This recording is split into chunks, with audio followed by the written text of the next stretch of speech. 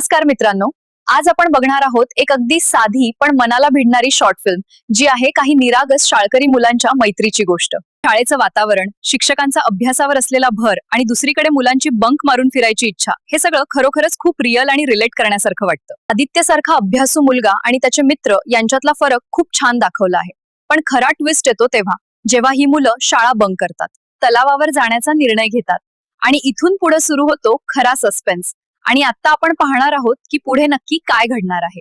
तलावाजवळ घडणारे प्रसंग, विशेषतः पोहता न येणाऱ्या मुलाची अवस्था, प्रेक्षकांच्या मनात भीती आणि टेन्शन निर्माण करते, जे खूप जास्त काळ टिकून राहते. एका क्षणी जाणवतं की एक छोटासा निर्णय आयुष्य बदलू शकतो. या फिल्ममध्ये बालकलाकारांचा अभिनय खूप नैसर्गिक आहे. भाषा आणि संवाद सगळं अगदी वास्तव वाटतं. आणि बॅकग्राऊंड म्युझिक तर सीनला अजूनच जिवंत करतं.